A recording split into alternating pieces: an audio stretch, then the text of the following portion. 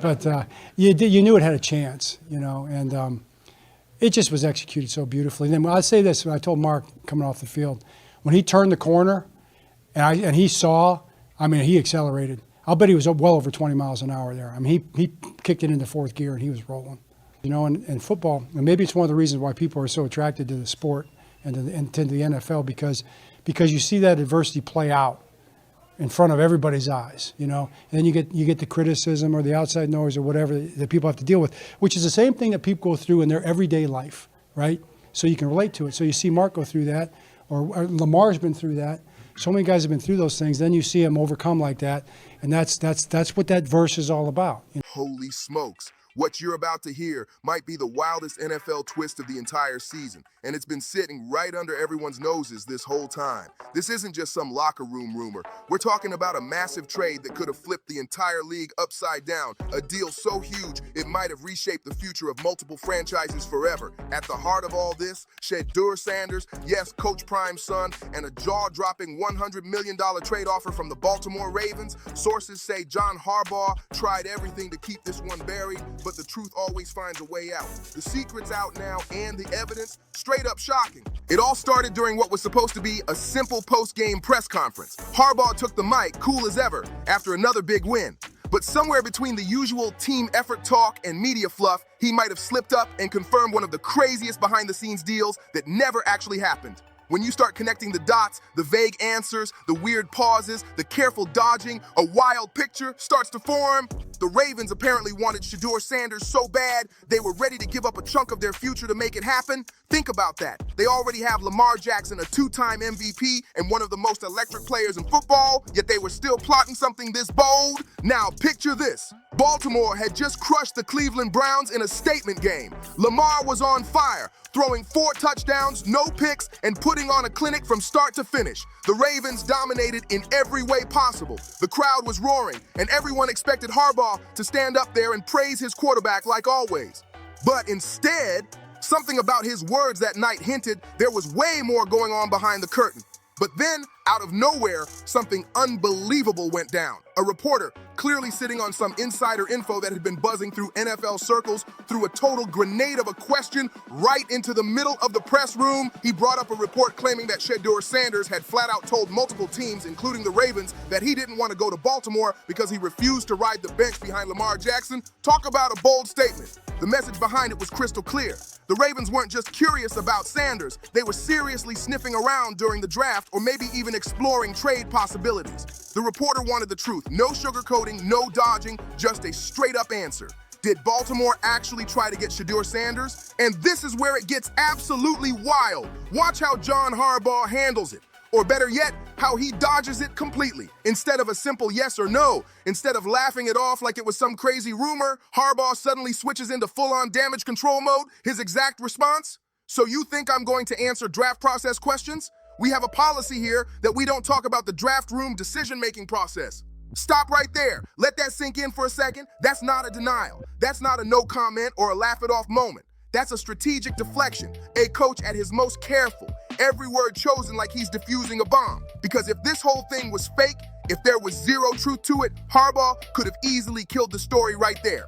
All he had to say was something simple like, "That's not true. We're focused on Lamar Jackson, our franchise quarterback." Boom, story dead. But he didn't say that, not even close. Instead, he hid behind team policy, which in NFL speak basically means, this rumor might have some truth and I'm not about to make it worse. When a coach avoids the easy denial, it's usually because there's something real behind the smoke.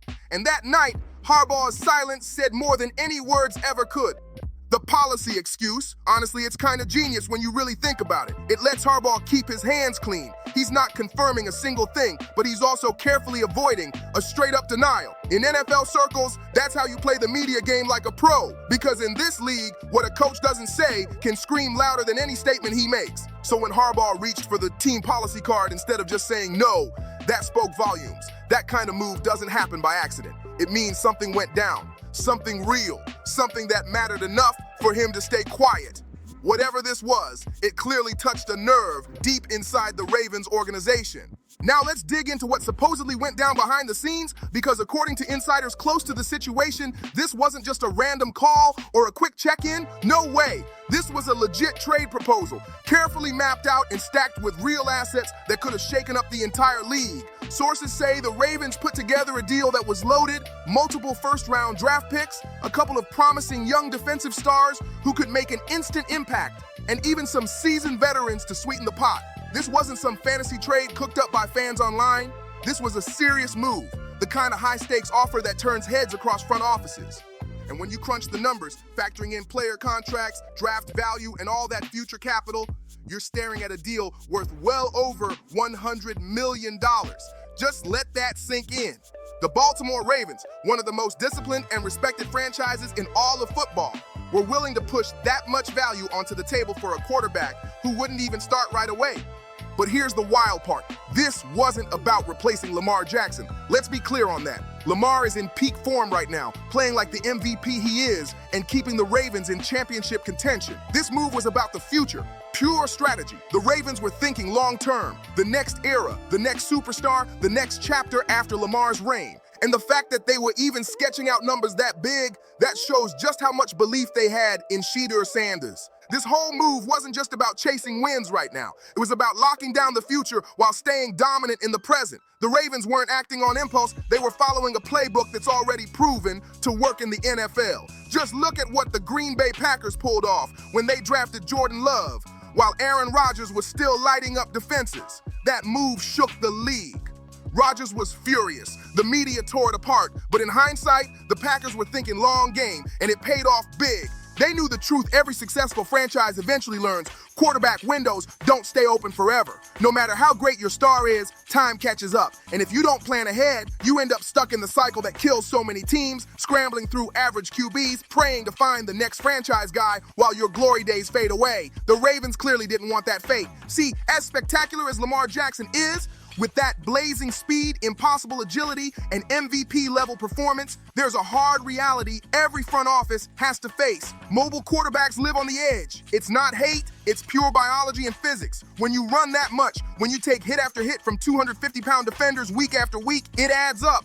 The body starts to slow down. The burst fades a little. The recovery takes longer. It's not about toughness. It's about the toll of playing the game at that kind of intensity. And smart teams, they don't wait for that decline to hit them out of nowhere. They plan before it happens. That's exactly what Baltimore was doing. They were preparing for the future, identifying a potential successor years ahead of time, someone they could mold inside their own system and transition smoothly when the day finally came. The Ravens weren't panicking or trying to replace Lamar. They were thinking like a dynasty, planning ahead, staying competitive, and making sure that when the time comes, they'd already have the next superstar ready to step in without missing a beat. Apparently, the Ravens had their eyes locked on Shedeur Sanders as the guy, the one who could eventually step in when Lamar's time at the top starts to wind down. But here's where the whole story takes a wild twist, because this is the part where Shedeur himself stops being just a name in trade talks and becomes the main character in the drama.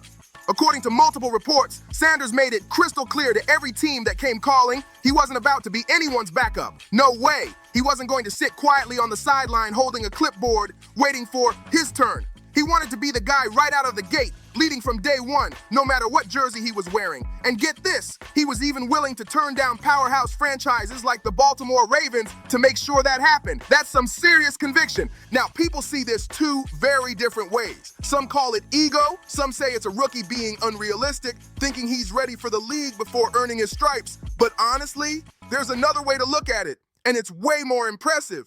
This is a young quarterback who knows exactly who he is and what he brings to the table. He's confident, unapologetic, and refuses to settle for less than what he believes he's earned. That's not arrogance, that's self-awareness at a level most players never reach. Because let's be real, you can't play quarterback in the NFL if you're timid. You can't hesitate, second-guess yourself, or shrink under the pressure. You have to have that unshakable confidence, even when the world's telling you to wait your turn. And Shedeur, he's built for that mentality. It's in his blood. He's the son of Deion Sanders, one of the most confident and electrifying athletes to ever touch a football field. He grew up watching his dad dominate at the highest level, dripping in swagger and belief that no one could match. So of course, Shedeur carries that same fire, that same "I'm built for this" energy into every locker room he walks into. That's not just confidence, that's legacy in motion. That mindset, that fearless, unshakable confidence didn't just appear out of nowhere. It's been passed down, generation to generation. Shedeur Sanders carries himself with the same swagger and belief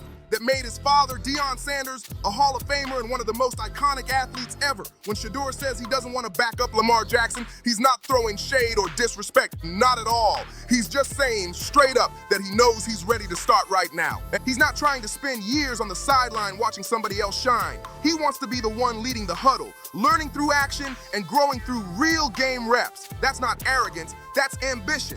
And here's the wild part, he might actually be right. Take a closer look at this dude's skill set.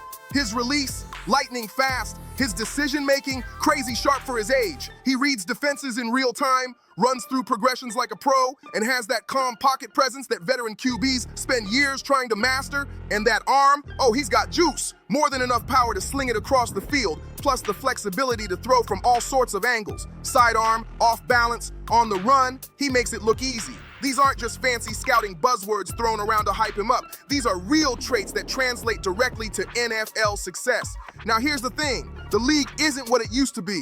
The old school idea that every rookie quarterback needs to sit behind a vet for 2 or 3 years. That's fading fast. Look around. Justin Herbert came in and balled out like a seasoned vet from day one. CJ Stroud hit the ground running and looked like a Pro Bowler as a rookie. Even Caleb Williams has already shown flashes that he belongs on the big stage.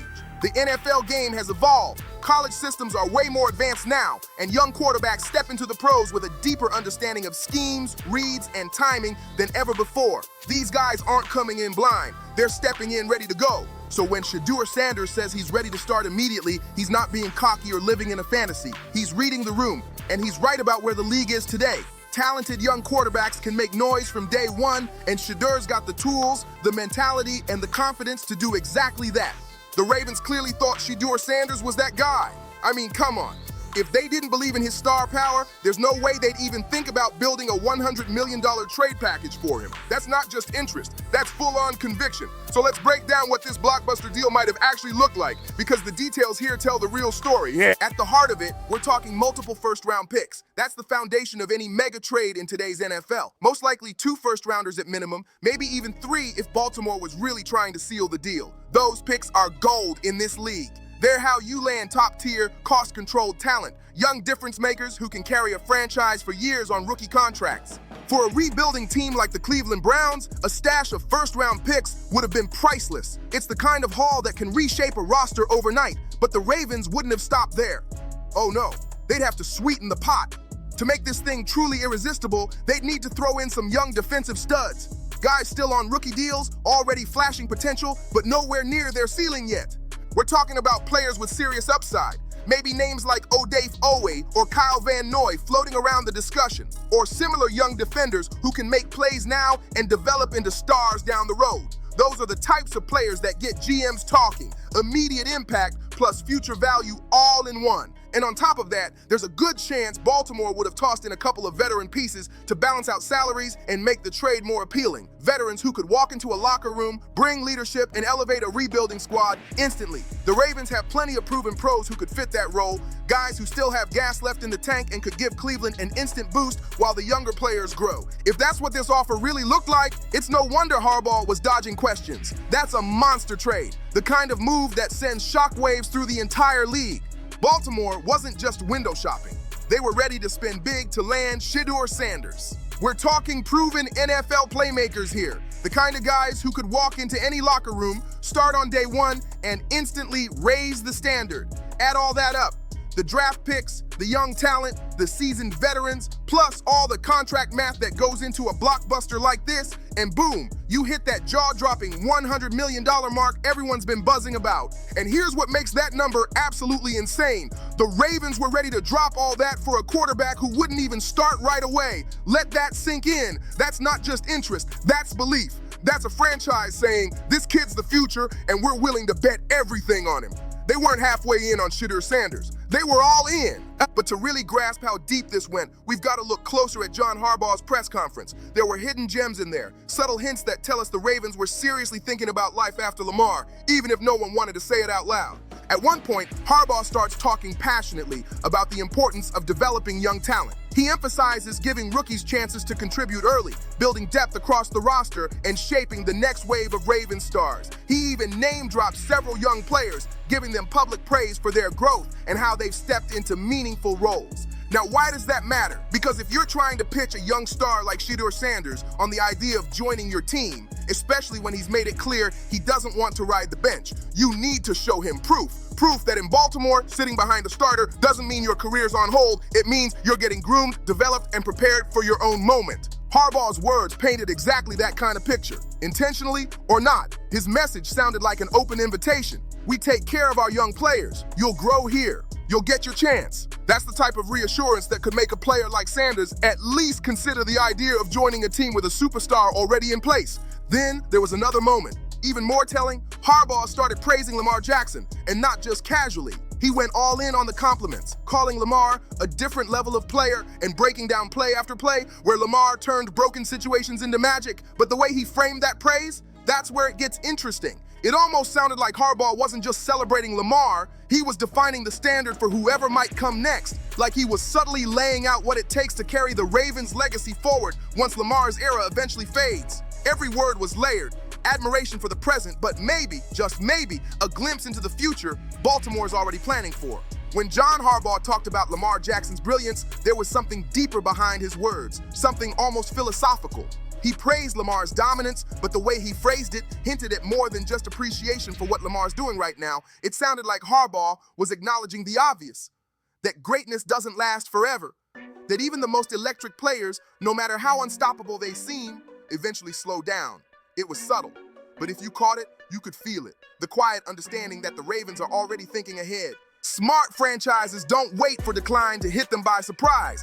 They plan for it before it happens. In Harbaugh's tone that day, it felt like a coach who knows the window is open now, but also knows it won't stay that way forever. Then came another moment that slipped under most people's radar.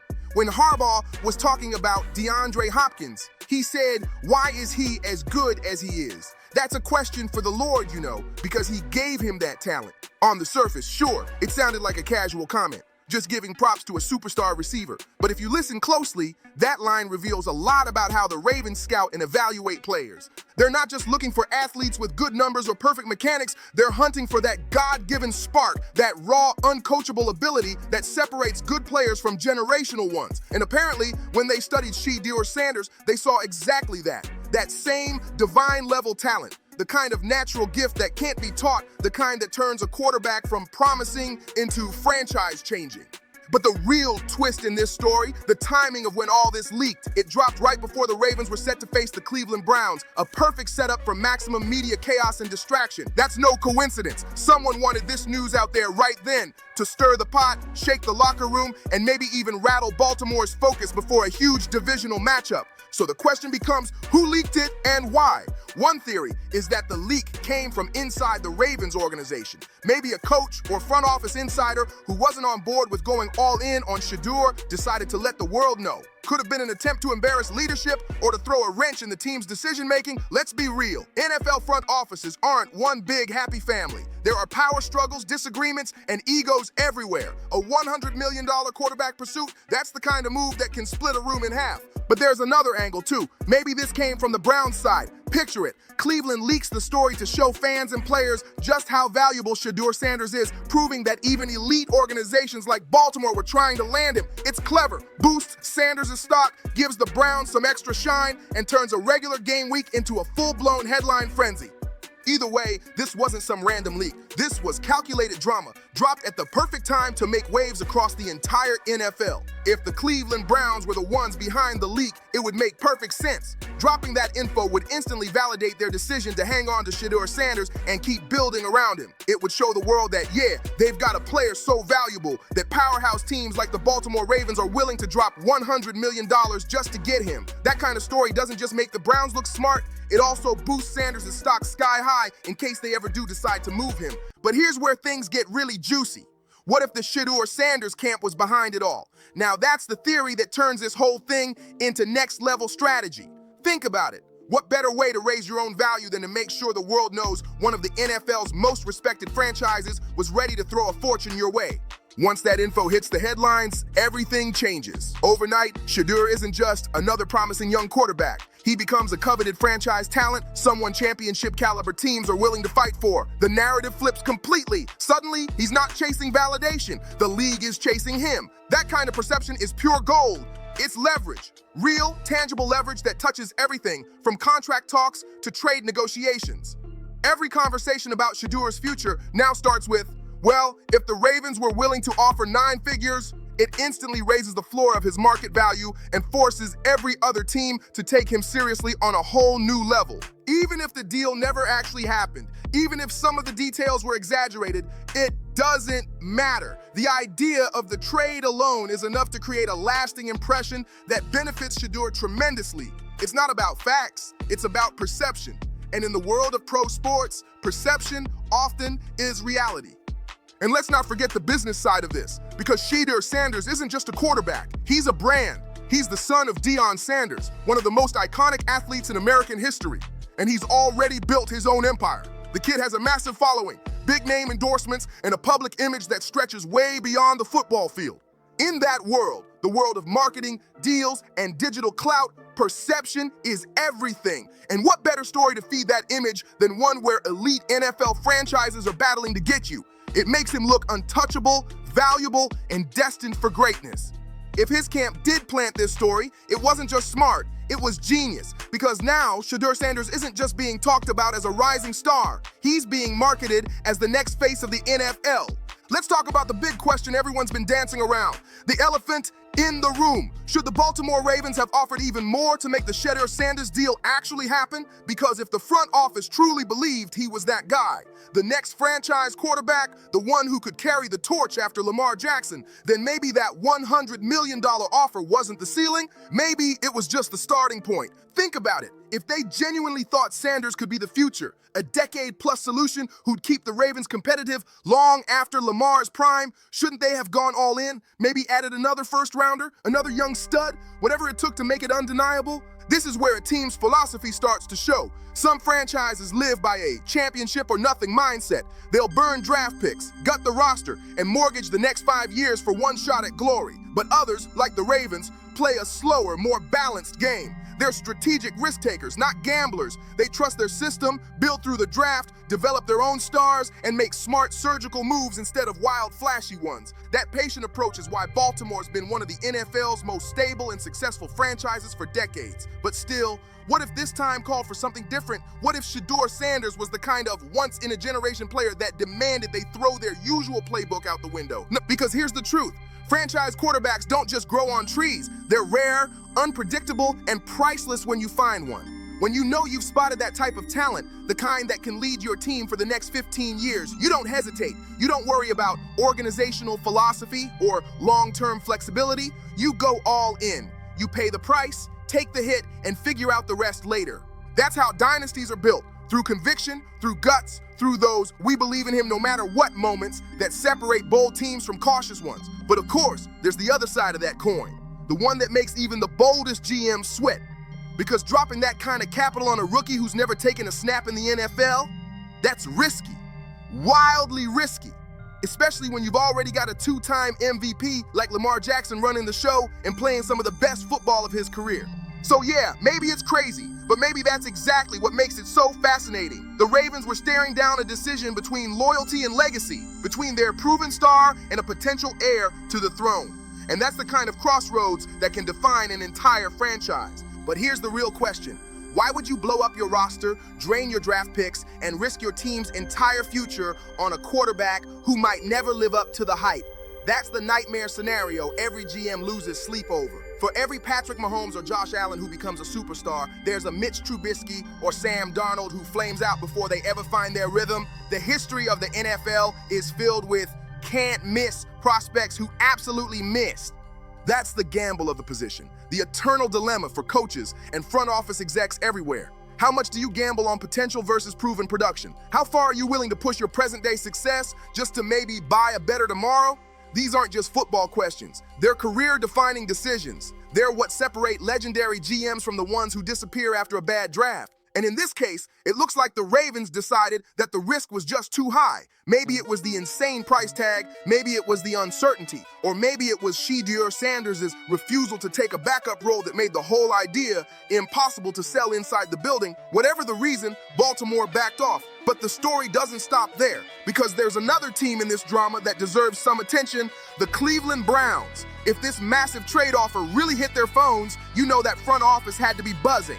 Imagine the scene. The phone rings, and on the other end is Baltimore's GM pitching a monster deal. Multiple first-round picks, young defensive stars, and a couple of veterans to sweeten the pot. That's not just tempting, that's franchise-changing. A return like that could completely reshape your roster in one offseason. Think about it. Those first-round picks alone could fill huge holes. An edge rusher to bring pressure, a shutdown corner to lock down the secondary, a top-tier offensive lineman to protect your quarterback. You could build from the ground up while instantly getting younger, faster, and more explosive. That's the kind of deal that turns a rebuilding plan into a rocket launch. It gives you options, flexibility, and a chance to reshape the entire direction of the team. So if Cleveland really did have that offer in hand, the decision wasn't easy. Do you cash in and take the treasure chest? Or do you double down on your belief in Shedeur Sanders as the guy you built everything around? That's the ultimate front office standoff. The choice between betting on a sure-thing future with a pile of assets or trusting your instincts that you already have the next big star in your building. Either way, someone was going to make a decision that would echo through the league for years. Those young players that would have come from Baltimore, they weren't just filler. They were legitimate, ready-to-go ballers who could have given Cleveland instant help without weighing them down with massive contracts. On paper, it sounded like a general manager's dream deal, a quick rebuild, cap flexibility, and a deeper roster almost overnight. But here's where that fantasy falls apart. In today's NFL, none of that matters if you don't have the right quarterback. Nothing. You can have a dominant defense, a monster O-line, and skill players who light up the stat sheet every Sunday. But if you don't have that one special guy under center, the one who can take control when the game's on the line, you're just spinning your wheels. We've seen this story play out over and over. Great teams, stacked rosters, all the talent in the world, and yet they crumble when it matters most because they're missing that dude. The quarterback who doesn't just play the game, but changes it. So if Cleveland truly believes Shedeur Sanders is that guy, if their scouts, coaches, and front office genuinely see a future franchise quarterback when they look at him, then no trade offer is worth taking. Not 2 first-rounders, not 3, not even a $100 million package. Because when you think you found the one, you don't let him walk out that door. You hold on tight, build around him, and give him everything he needs to succeed. Because if you're right, if he really does grow into that elite, game-changing quarterback, then nothing else matters. Championships follow talent like that. But if you mess this up, if you trade him away for picks and players and then watch him turn into a superstar somewhere else, oh, the fallout would be brutal. Fans would never forgive it. The front office would be ripped apart by the media, and the execs who greenlit that move, they'd be cleaning out their offices in a couple of years. That's what makes the quarterback position the most dangerous gamble in the NFL. It's a high-stakes game with no safety net. Pick the wrong guy, and you've wasted seasons and millions. But trade away the right one, and you've cursed your franchise for a generation. There's no safe middle ground, no backup plan. You make your call, place your bet, and pray you were right. And that brings us right back to John Harbaugh's press conference, the spark that lit this entire fire. Let's take another listen to the exact words he used when deflecting that question. He said, "We have a policy here that we don't talk about the draft room decision-making process." Now, think about that wording. He didn't say they don't talk about trade rumors. He didn't say they avoid commenting on other teams' players. He specifically mentioned the draft room decision-making process. That's a very pointed phrase, one that suggests whatever happened wasn't just casual chatter, it came straight from the inner circle, from deep inside the walls where the biggest moves are born. So maybe Harbaugh wasn't just dodging the question, maybe he was guarding something much bigger, something that could have changed everything for both franchises. And that's where we'll leave it for now, because this story, it's far from over. If you've been hooked by all the twists, theories, and behind-the-scenes drama, make sure you like, subscribe, and drop a comment with your thoughts on this wild saga. Do you think the Ravens should have gone all in for Shedeur Sanders, or did they dodge a bullet? Share this with your friends who live for NFL drama, and trust me, you're gonna want to stick around, because what's coming next might just top everything we've seen so far. See you on the next one.